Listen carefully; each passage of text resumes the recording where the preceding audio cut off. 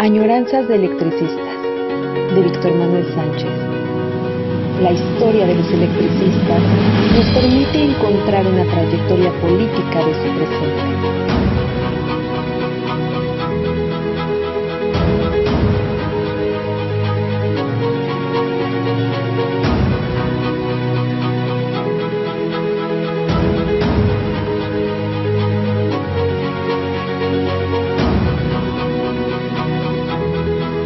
Comenzamos. En otro día lunes,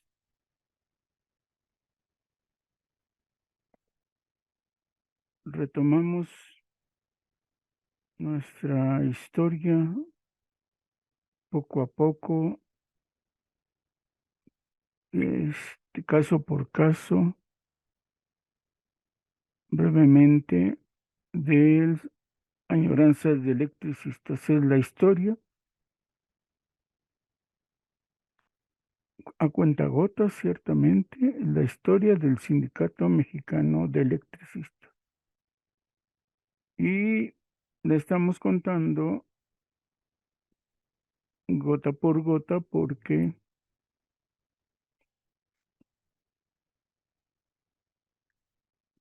con detenimiento cada cosa, cada asunto, cada cuestión que tratamos es parte de la historia del Sindicato Mexicano de Electricidad. Como saben, no lo hemos hecho cronológicamente, lo hemos hecho desde su fundación, el 14 de diciembre de 1914, aunque ya hemos hablado de esos primeros días, meses de 1914, de 1915. Es una historia de más de 100 años que nos lleva de esta manera, consideramos mejor claridad, comprensión, entendimiento, y de tal forma que nos permita su comprensión, de tal manera que traemos al presente los aspectos fundamentales y mostramos de la historia los ejemplos, porque cada momento de la historia es un ejemplo para los tiempos contemporáneos. Eso no queda duda. Cada que revisamos un texto, comentamos un asunto, de verdad es una enseñanza contemporánea. Tengo aquí a la mano, como siempre, rojo y negro. Me equivoqué, esta es la segunda edición. En la primera no encuentro el primer tomo de la primera edición, donde hay unos trabajadores de Necaxa,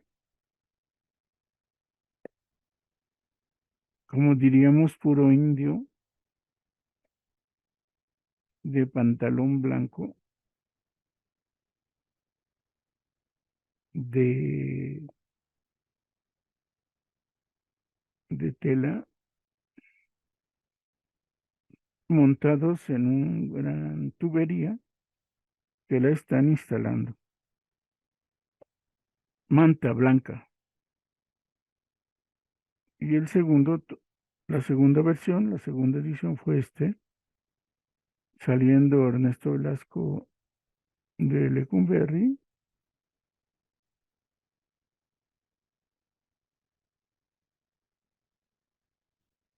y los dos fotos, las dos grandes presencias que tienen en las ediciones. Uno es la gran construcción de la Necaxa,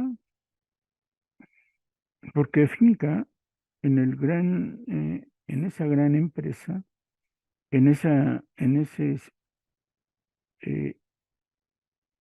región hidroeléctrica de Necaxa, como la gran producción de energía eléctrica que va a surgir de ahí, y por el otro lado, la organización sindical.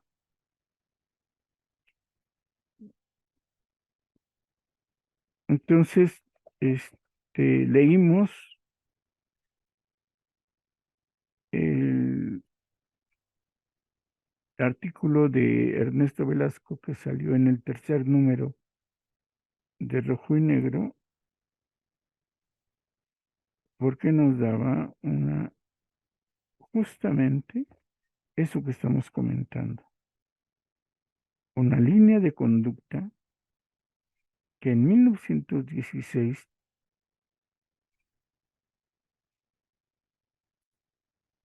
los electricistas tenían que cumplir, que esforzarse por cumplir, por alcanzar, porque era la fortaleza en el segundo año de vida del ESME para consolidarlo.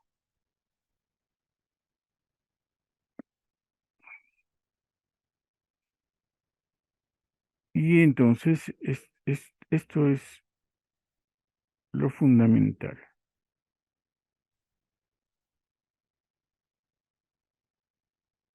de entender lo que es la organización sindical.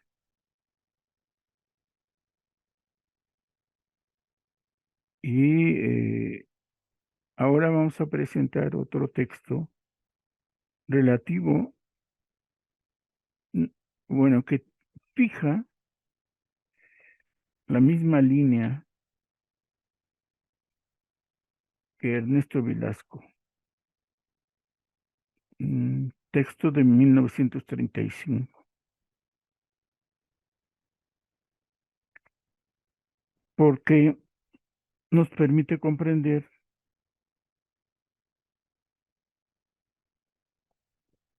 cómo están las cosas unos años después. El texto de Ernesto Velasco, propiamente escrito en 1916, tiene la experiencia del primer año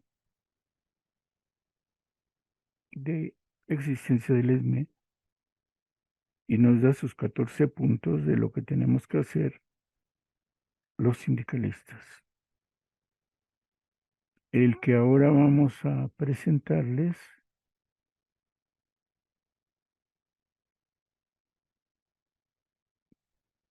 tiene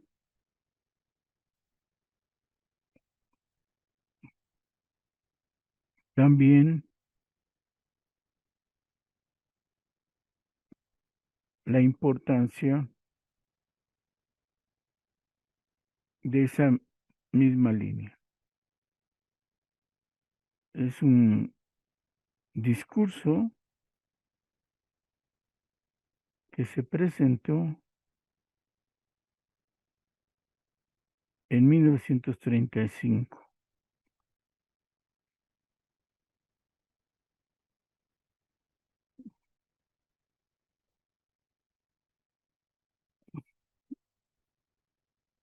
y se titula La tarea del sindicato, en la sección Educación Social.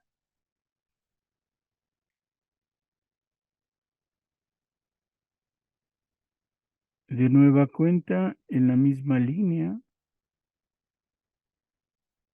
que hemos estado comentando recientemente, hay similitudes.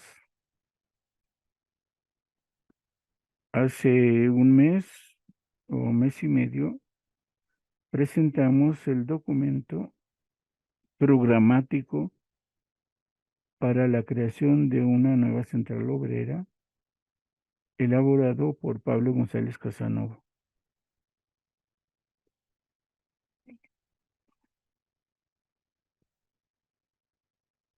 Y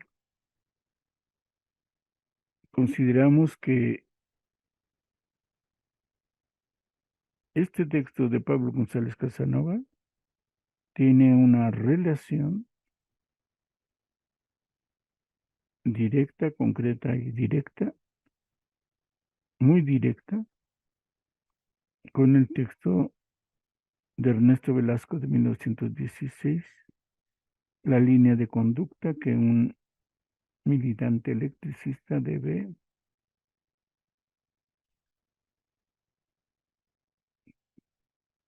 por ejemplo, crear, formar, seguir. Y los textos, curiosamente, son 14 y 14 puntos. Remarca la importancia del debate político, del debate ideológico por todos y cada uno de nosotros. Mencionaba yo que el periódico Rojo y Negro,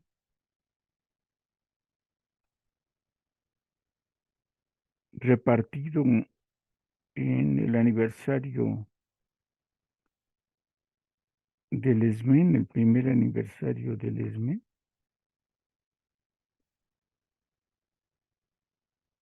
este, este fue la portada del primer número, aún sabiendo los miembros del comité y la comisión editorial que va a formar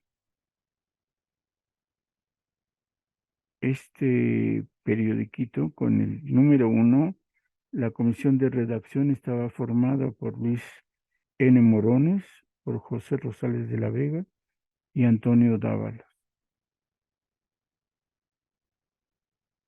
Y sabían que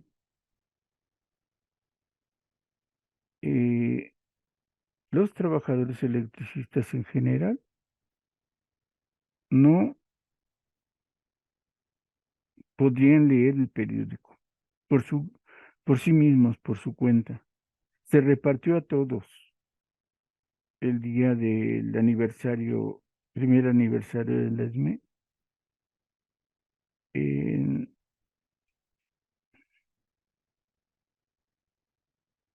en esa asamblea de aniversario,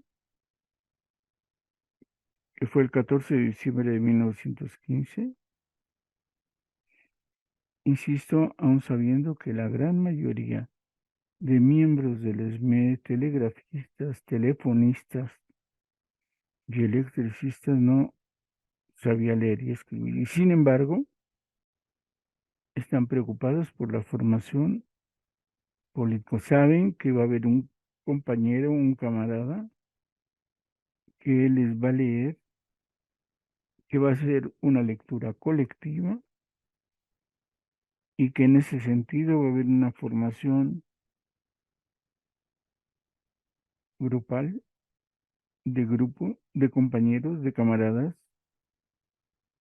leyendo esas primeras páginas de ese pequeño tabloide que llamaron Rojo y Negro. Y de hecho, al leer la comisión de redacción, resalta un hombre que luego se olvida, uno de los fundadores del ESME, como uno de los creadores de Rojo y Negro, el Luis Napoleón Morones. Bueno, el punto es este, es formación política y no debemos renegar de ninguno, como luego se dice de los padres fundadores. Morones fue formado y ayudó a formar al Sindicato Mexicano de Electricistas. Morones fue uno de los propulsores de publicar este periódico Rojo y Negro, junto con Ernesto Velasco o Antonio Dávalos. Y ahora vamos a leer el programa de trabajo cuando fue electo ya Francisco Breña Alvírez en 1935. Como dicen acá, en una pequeña nota, dice, aun cuando el camarada Breña Alvírez se refiere en particular a nuestro sindicato, sus conceptos, por analogía, pueden extenderse a cualquier organización sindical. Es por esto que creímos propio que este discurso apareciera en esta sección, la sección 6, Educación Social, y no en la titulada de dentro de la casa. Y atendiendo a lo que acabo de presentarles, quiénes eran en esos momentos los responsables de la revista. Esta es la portada, miren. Bueno, esta es la primera página. La portada puesta.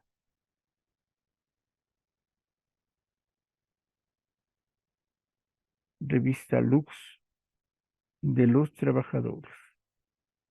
Y como pueden comprender,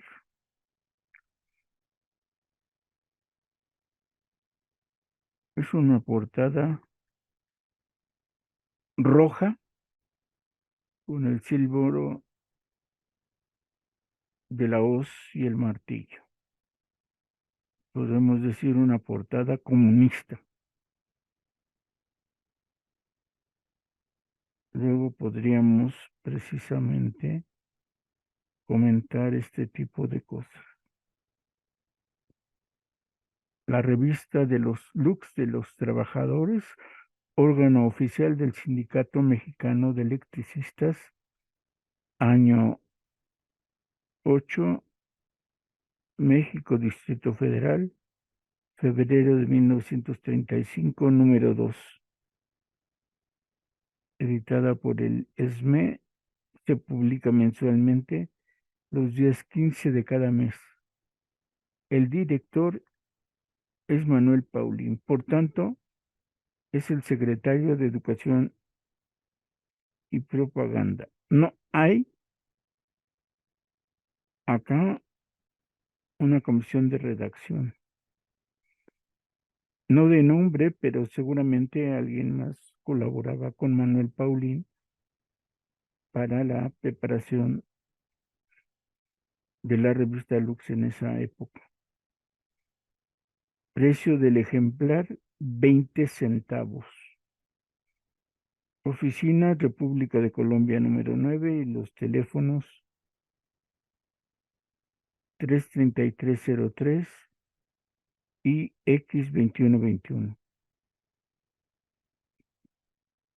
Siempre en los lugares importantes se tenían dos números telefónicos de la compañía telefónica y telegráfica y de la compañía Teléfonos Ericsson. Bueno, lo que quería mencionarles es que el responsable de Lux es Manuel Paulín y acaba de presentar en ese sentido su, miren, aquí está el informe de el secretario general saliente, Luis Espinosa Casanova, que si nos da tiempo le daremos una leída general rápida para que veamos el ambiente que existía en 1935. Entonces, el informe de Luis Espinosa Casanova, ya que hablamos de Pablo González Casanova, este era el tío que llevó al joven Pablo González a escribir en la revista Lux, que por cierto, hace poco hicimos la añoranza de el artículo que fue publicado por la revista, esta revista, por la revista Lux. Y entonces empezamos, pues, entonces acaba de terminar su gestión el ingeniero Luis Espinosa Casanova y va a empezar su gestión el ingeniero Francisco Breña Alvírez, o simplemente, como le ponen acá, el camarada Breña Alvírez.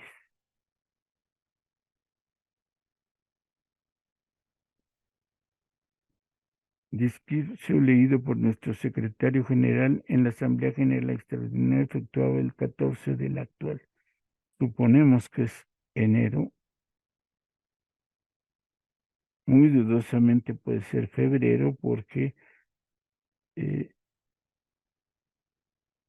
se publicaría, para ese caso, el 15 de febrero. Bueno, vamos a empezar y a llevarnos nuestras eh, consideraciones, comentarios. Y es muy difícil, pero así como yo les digo que tenemos que pensar que Rojo y Negro se está presentando primero en un ambiente lleno de revolución, de balazos, de lucha cruenta eh, entre las fuerzas revolucionarias, donde los enemigos quedaron claros.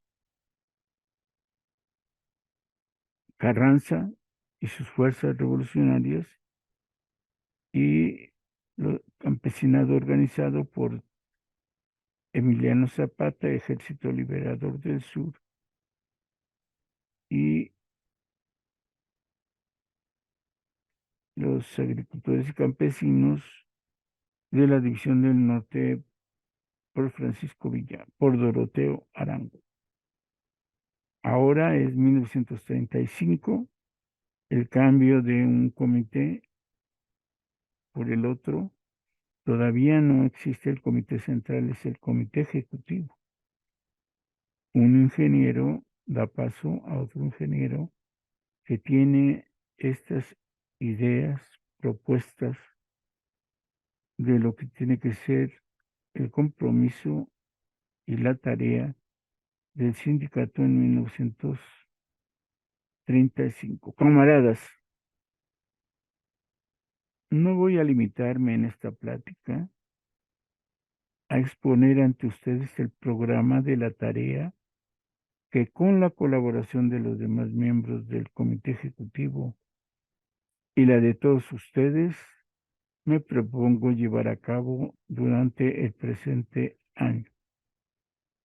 El programa que voy a esbozar no es para un año ni para un comité, sino que trataré de bosquejar hasta donde pueda la tarea que ante sí tiene el Sindicato Mexicano de Electricistas como una institución de carácter más permanente. Y no solo la tarea de nuestro sindicato, sino, a mi juicio, la tarea general de las organizaciones sindicales que agrupan a los trabajadores de nuestro país. Tengan en cuenta que es eh, la presentación, insisto, donde asume el poder político en el ESME Francisco Breña Alvírez. Y a su presentación de programa de trabajo le está llamando una plática entre camaradas, entre compañeros, y que va a salir publicada, como vemos, en la revista Lux. Aún en 1935, una gran mayoría de mexicanos en el país sigue siendo analfabeto. Ya se hace el esfuerzo porque todo el mundo compre la revista se vendía a 20 centavos. Y entonces cada quien para tener su ejemplar tenía que pagarlo. Igual como sabemos, cada uno de los trabajadores miembros del ESME tiene que acudir a las oficinas del tesorero para pagar su cuota sindical. Aunque se diga que es cuota obligatoria, en realidad es sí de $1, pero tiene que irse a depositar a las oficinas de la tesorería. No son tiempos donde existe una cláusula, un acuerdo, una relación donde se le pide a la empresa que a todos y cada uno de los trabajadores electricistas, hombres y mujeres, se les descuente la cuota sindical. Todavía no llega a esa época. Entonces, tienen todos de manera consciente llevar su cuota sindical. Apartar de su salario su porcentaje, que vi rápidamente en lo que vimos, pasé a la primera página, que hay un artículo que decía aumento de la cuota sindical. Si quieren, luego regresamos y vemos el aumento de la cuota sindical, pero es voluntariamente, tienen que ir a depositar. Es un acto de conciencia, parece que lo hay. Veremos qué nos dice y podríamos en esa parte revisar cómo están los fondos sindicales, tanto en el informe y si aquí lo trata Breña Alvírez también. Bueno, sigue con estas aclaraciones Breña Alvírez. Habrá algunas partes de esta plática que no sean del agrado de mis propios compañeros. Ojo, va a hablar directo, sin tapujos. Otras habrá que no gusten a los de otras organizaciones y muchos quizá que no suenen bien a los oídos de los elementos patronales o los del gobierno. Pero pensé, camarada, que yo no debía venir aquí a agradar a nadie, sino a decir lo que yo creo que es la verdad. Y como lo pensé, voy a procurar hacerlo. Él mismo dice que es una tarea para el sindicalismo mexicano, no solo para el ESME. Le va a llamar, como aquí dice, los 4 frentes. En 4 frentes de batalla, por decirlo así, se desarrolla la lucha de las agrupaciones sindicales en México.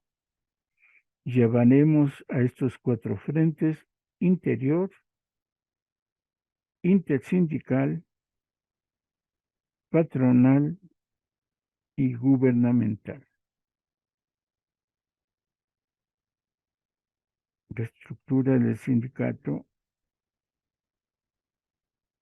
la presencia de los trabajadores a partir de esos 4 frentes. El primero comprende las tareas de constitución, organización y disciplina interiores del sindicato mismo. Asuntos internos de la del propio sindicato. El segundo frente está hablando de 4 frentes. Las de cohesión, solidaridad y relaciones con las demás agrupaciones de trabajadores. Organización propia y organización con otras relaciones con otros sindicatos. El tercero abarca la lucha con el patrón. de con quién entablamos las relaciones sociales de producción y cómo las vamos a resolver. Y el último, el cuarto frente, consiste en la actitud del sindicato frente al gobierno. Consideramos separadamente las tareas que hay que ejecutar en cada frente, los enemigos que hay que combatir y los métodos que hay que llevar a cabo. Una y otra cosa, tomando en cuenta que la división que se ha hecho no tiene ni con mucho un carácter rígido, sino que todos los frentes, las tareas y las luchas están más o menos relacionadas entre sí y comprendidos en un frente único, el frente único de clase obrera. Es decir, expone los cuatro frentes de una manera didáctica para que entendamos, pero nos da a entender que todos están relacionados, todos están simultáneos, pero hay que entender que como tales cada cual tiene su particularidad. Es un frente único de clase simultáneo y nos lo deja claro Breña Alvírez con esta precisión que tiene. Bueno, tenemos que tener claro que lo que nos está presentando Breña Alvírez, como lo ha dicho bien, se presenta de manera simultánea. Él lo plantea aquí en una forma didáctica como maestro para enseñarnos, para que comprendamos que eh, de manera eh, se puede entender de manera separada, pero si nos advierte que no existe esa separación, que se va presentando de manera simultánea, pero tanto él como el comité tienen que estar alerta, tanto él como los miembros del ESME tienen que saber que esto se presenta. Y precisamente lo hace en su toma de posesión y en su programa para que todos estemos alerta. El frente interior. Primero es ser y después el modo de ser. Lo que un sindicato necesita es, ante todo, ser un sindicato. ¿En qué consiste fundamentalmente un sindicato? Un verdadero sindicato no consiste en un conjunto de individuos que, llenados ciertos requisitos legales, tienen un comité ejecutivo, un lugar donde reunirse, muebles y útiles para escribir. No, eso no es solamente un sindicato. Un verdadero sindicato de trabajadores consiste esencialmente un grupo de estos animado de un propósito definido. ¿Cuál es él? ¿Cuál es el propósito? El mejoramiento del conjunto de ellos, es decir, el mejoramiento del conjunto de trabajadores en su condición y calidad de trabajadores. Y ampliando más el propósito, el mejoramiento de todos los trabajadores, diríamos, mexicanos. Es este propósito claro, concreto y bien embebido en la conciencia de todos ellos el que hace que un grupo de trabajadores constituya un verdadero sindicato. Nuestra tarea interior inmediata es, pues, despertar en todos nuestros camaradas esa conciencia de grupo, esa conciencia de sindicato que hace que el individuo se ensanche, crezca. Bueno, eso lo agrego yo. Por así decirlo, en lugar de ver solo por su interés individual, se preocupe por los intereses de todos sus camaradas, es decir, por el interés del sindicato. Ya no está diciendo lo que nos advertía Ernesto Velasco, el egoísmo. Un verdadero interés tiene que abarcar los intereses de todos los camaradas. El interés del sindicato somos todos. ¿Cuáles son los enemigos que hay que vencer en el frente interior? He aquí los principales: egoísmo, apatía e ignorancia. Es increíble. Los vuelve a citar lo mismo que Ernesto Velasco. Precisamente es 1935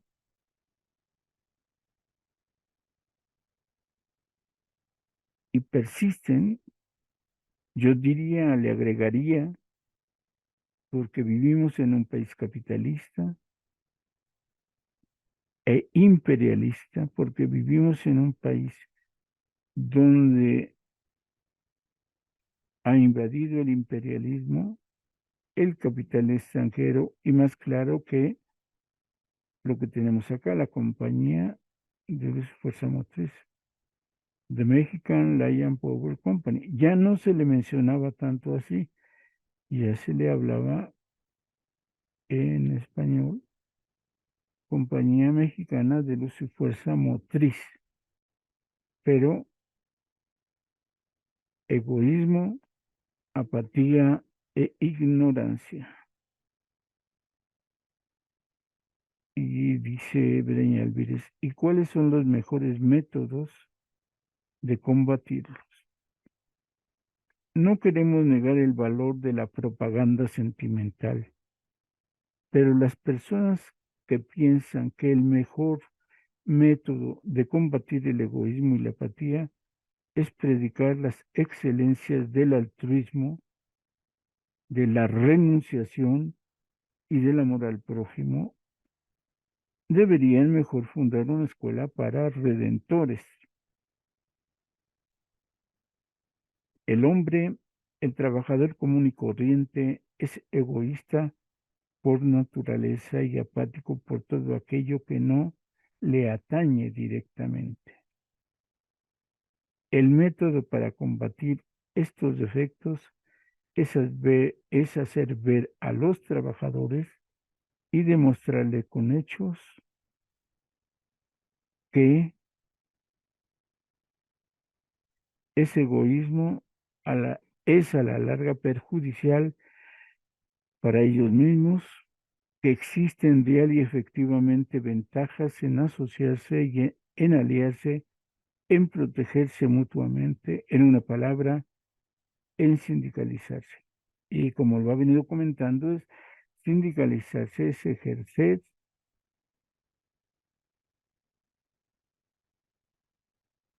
la organización entre camaradas. En el trabajo sindical, de unos con otros, de otros con unos. No nada más en venir a ver al sindicato, conocer el edificio, incluso no solo pagar sus cuotas, hay que pagar las cuotas. Dice que hay ventajas en sindicalizarse, en practicar el sindicalismo. Agrega Breña Alvírez, pero estas ventajas no podrán demostrarse si el sindicato no protege de hecho a los trabajadores. Más concretamente, para nuestro caso, si el comité y subcomités ejecutivos y los representantes de los departamentos no están atentos a velar porque los derechos de todos los trabajadores sindicalizados sean respetados. O sea, el conjunto de organismos representantes tienen que lograr el respeto a los derechos que ya tiene el sindicato, que tiene el conjunto de camaradas. Para ello, además de conocer a fondo el contrato colectivo, es indispensable trabajar por el sindicato, es decir, tomar nota y atender las quejas de sus representados, transmitirlas a los miembros del comité si es el caso, asistir a las asambleas, desempeñar de buena voluntad las comisiones que se les asignen, etcétera. Pero la tarea de proteger a los sindicalizados no basta por sí sola para vencer el egoísmo y la apatía. Es necesario ir más lejos. Y bueno, aquí empieza el tema. Cada representante en su nivel debe de conocer, dice, el contrato colectivo. Eso es importante. Cada miembro del sindicato debe de conocer el contrato colectivo. Se deben de cumplir las comisiones que se asignen. Se debe ser sindicalista, dice. Y sin embargo, proteger a los sindicalizados no basta. No solo por eso se vence el egoísmo y la apatía. Dice, continúa el texto que presentó Breña Alvírez a la Asamblea como programa político. Hablé antes de velar por los derechos de los trabajadores sindicalizados. El artículo 48 de la Ley del Trabajo dice que las estipulaciones del contrato colectivo se extienden a todas las personas que trabajan en la empresa, aun cuando no sean miembros del sindicato que lo haya celebrado. Muy interesante. La época todavía de que no todo mundo era miembro del ESME, no todos estaban afiliados al ESME, aunque queda claro con esta frase que el contrato colectivo se aplica a todos, sindicalizados y no sindicalizados. Y se pregunta, ¿cuál debe ser la actitud del sindicato frente a los trabajadores no sindicalizados? Debemos también velar porque los derechos que el contrato colectivo les concede sean respetados. Categóricamente respondo, no. Vean lo que dice. No, no velaremos por los derechos para los no sindicalizados. Categóricamente respondo, no. El sindicato debe desentenderse por completo de los trabajadores llamados libres y si los intereses de alguno de estos están en conflicto con los de un sindicalizado, debe procurar hasta donde las circunstancias de cada caso lo permiten apoyar al sindicalizado. Por fortuna para nosotros, es solo un insignificante grupo de empleados, digamos un 2%, el que permanece fuera de nuestro sindicato. Pero este asunto tiene interés para establecer el criterio general del valor de un trabajador. El valor de un trabajador tiene dos aspectos. su valor como productor de trabajo y ganancias por el patrón, y su valor como productor útil a sus camaradas. Fíjense lo que da a entender. Todos los electricistas tienen un valor como productor de trabajo y ganancias para el patrón, pero también tiene un valor como productor de trabajo útil a sus camaradas. El primero lo mide el patrón y lo paga, conforme a la cotización del mercado con un salario. O sea, el productor de trabajo y ganancias, el patrón lo paga. El segundo debe medirlo el sindicato y debe pagarlo con las únicas monedas, que tiene: protección, apoyo, consideraciones. El trabajador frente al patrón es una mercancía, como cualquier otra. Sabe de precio cuando escasea, sube de precio cuando escasea y baja cuando abunda. El trabajador frente al sindicato es un hombre, un camarada. El trabajador está y estará siempre ligado al patrón con el lazo del hambre.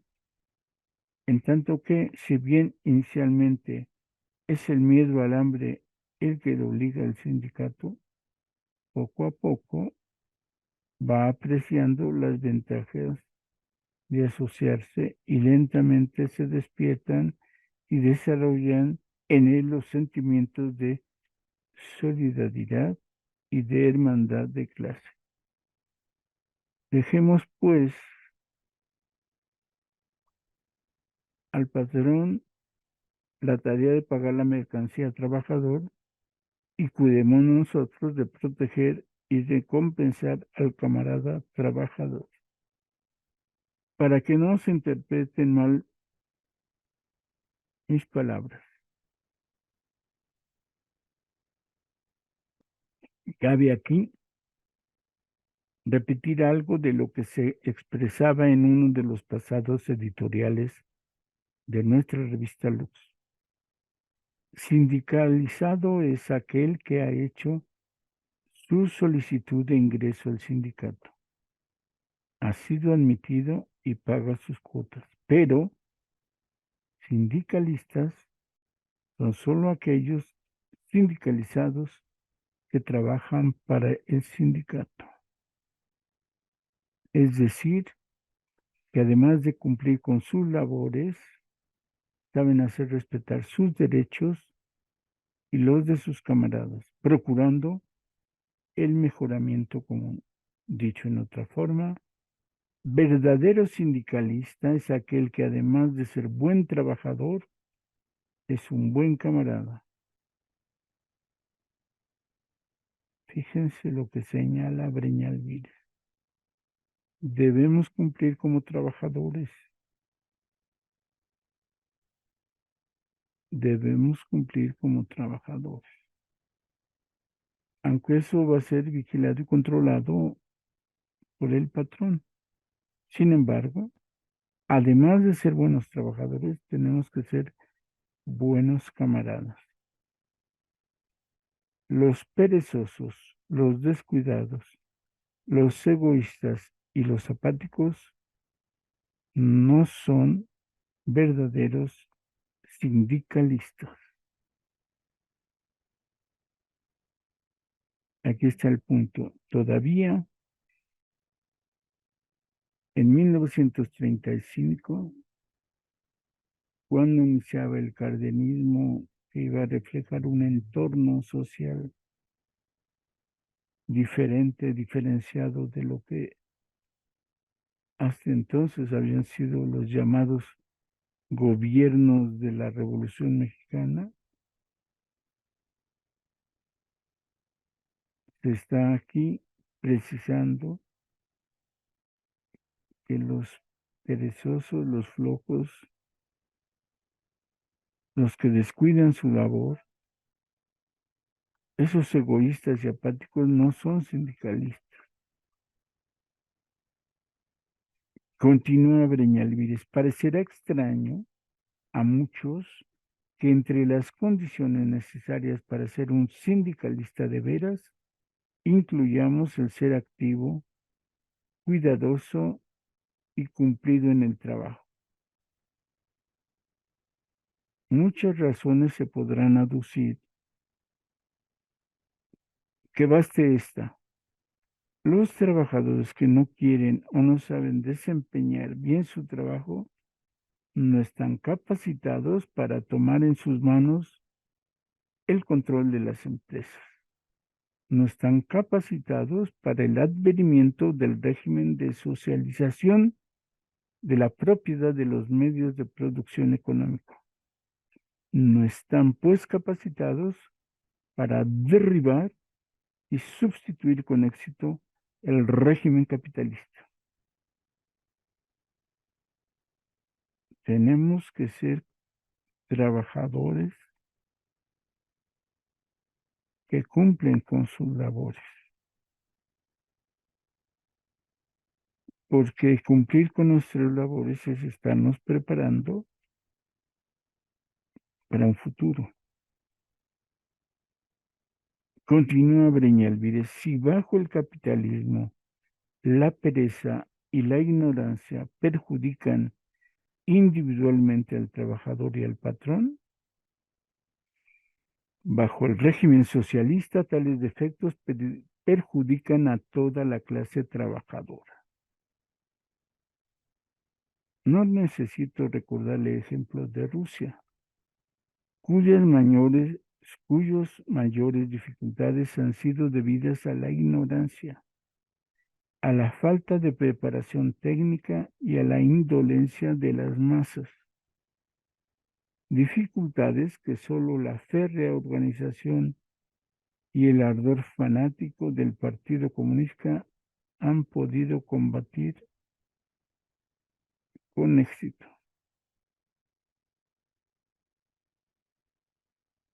Y entonces,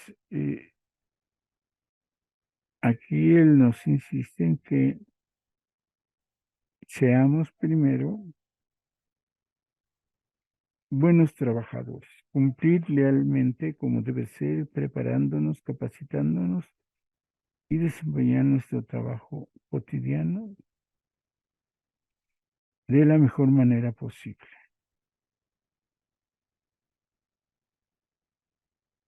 El socialismo necesita trabajadores efectivos, razonables, productivos, no gente floja. Como decimos acá, no gente fodonga. Rusia, dice, ha padecido de esto. Yo no sé qué tanto ya para esa época se sabía. Seguramente se va a saber cuando llega Trotsky a México, que además se agrega el problema de persecución política en la URSS,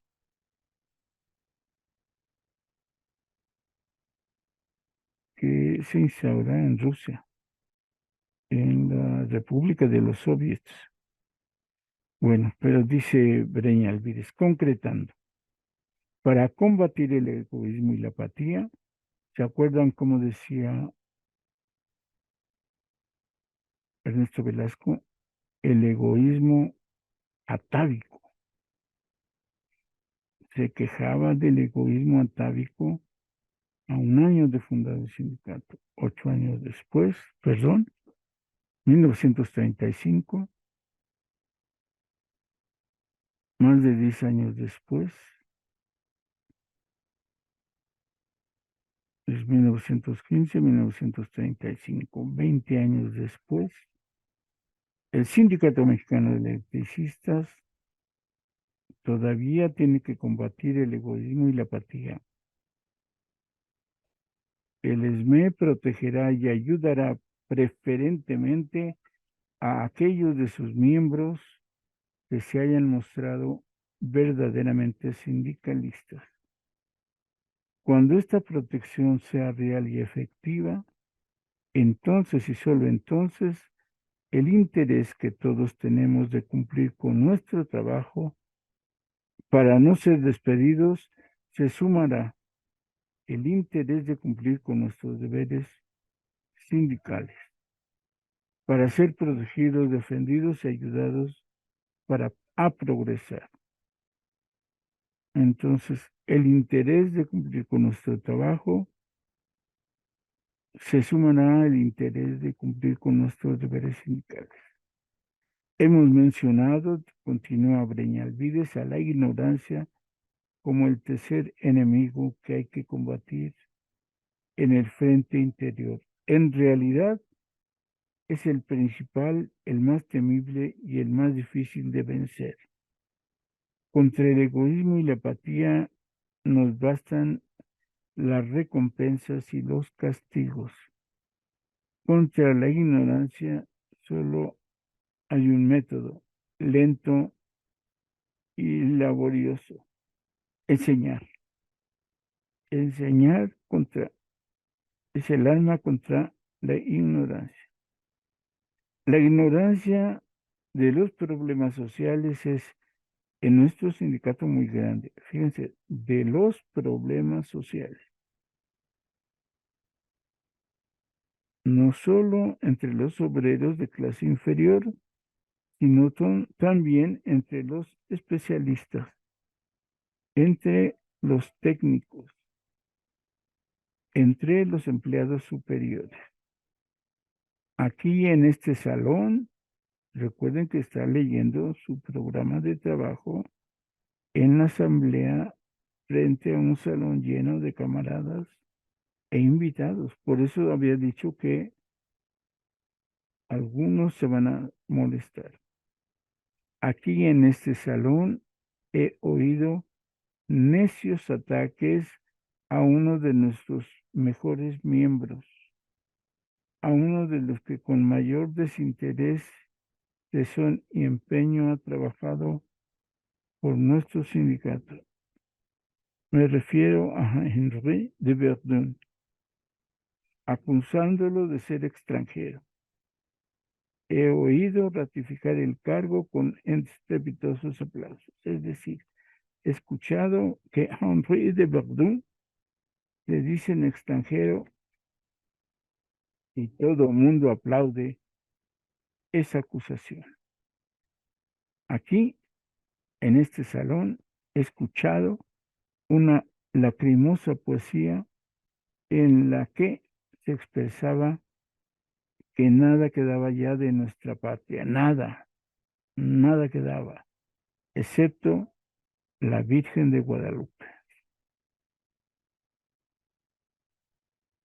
Fíjense de lo que se queja. No sé si solo del catolicismo, sino del catolicismo extremo. Aquí, en este salón, precisa Breñalvides, se ha dicho que nuestro sindicato no debía tomar parte en manifestaciones de solidaridad y ayuda a otras organizaciones obreras porque debíamos conservar nuestra autonomía. Esto y otras muchas cosas que sería largo enumerar, he oído aquí en este salón. No creo que haya un mal más grande ni una desgracia peor que la ceguera de la mente, la ignorancia.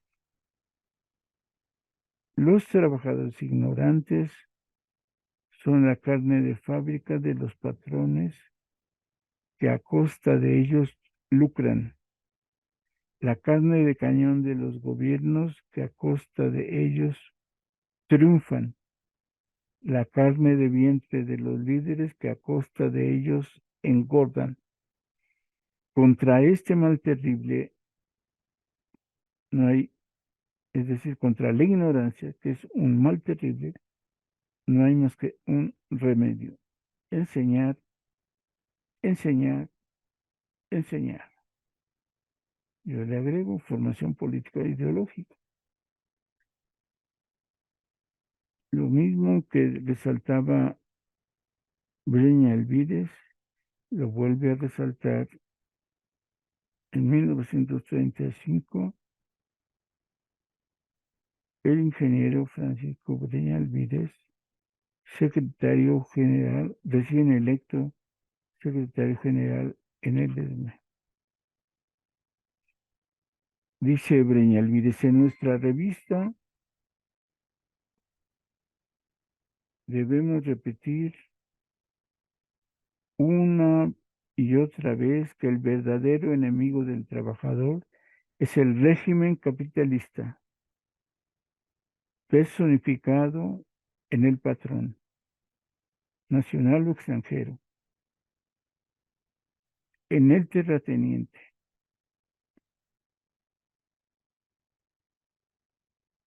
Es decir, el régimen capitalista personificado en el terrateniente, nacional o extranjero, en el clero organizado,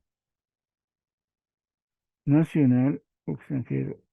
De nuevo, el clero señalado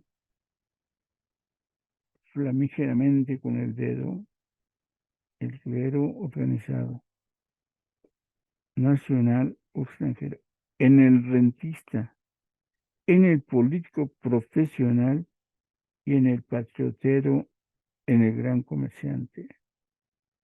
Son representantes del régimen capitalista, son personificaciones del régimen capitalista. En una palabra, en todos aquellos que viven no de su trabajo, sino del trabajo de los demás. Naturalmente que para que esta tarea de enseñar y las otras que antes he mencionado lleguen más allá de estar escritas en este papel y leídas ante ustedes, necesitamos dos cosas: organización y disciplina. Pero estos son temas que me propongo tratar al final de nuestra plática. Nos está acabando el tiempo, los dos párrafos y suspendemos para ver de qué trata el siguiente frente, el frente intersindical. Hablemos ahora de lo que hemos llamado frente intersindical. ¿Qué actitud debemos tomar? ¿Qué actitudes debe desarrollar nuestro sindicato en relación con las demás agrupaciones obreras? Fíjense cómo empiezo. No debernos hacernos ilusiones. En nuestro país, más definidamente en nuestra agrupación, el espíritu sindicalista está en pañales. En abrumadora mayoría, nuestros agremiados se preocupan solo por sí mismos. Un grupo mucho más pequeño lucha por sus departamentos o sus divisiones. Apenas un puñado hay que se interese de veras por el sindicato. ¿Cuántos hay que se interesen por los trabajadores en general, por los trabajadores mexicanos?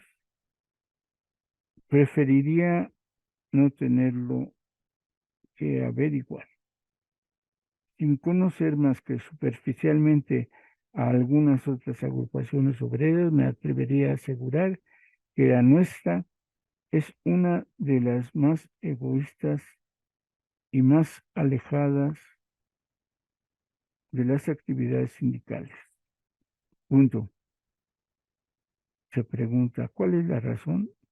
En la próxima añoranza de electricistas trataremos esta cuestión. Se nos acabó el tiempo. Egoísmo, apatía, los grandes males dentro del ESME, procurados, impulsados por el régimen capitalista existente desde que el ESME es el ESME. Bueno, pues 3 documentos que hemos leído separadamente, cada uno por su lado, y que sin embargo muestran hasta ahorita que la formación político-ideológica es fundamental, que sin ella, sin enseñar de manera colectiva, como decíamos cuando la revista, el periódico Rojo y Negro, entre pocos, estudiando, leyendo, comprendiendo. El egoísmo viene con el capitalismo. La flojera y la ignorancia es la mejor manera de dividir a una organización. Lo dijo al año de estar formando el sindicato, 20 años después lo repite Francisco Breña Alvírez en su toma de posesión. 100 años después lo señala de nueva cuenta Pablo González Casanova. Enseñar, enseñar y enseñar. Gracias, nos vemos. Esta fue Añoranzas de Electricistas. Hasta la próxima, camaradas.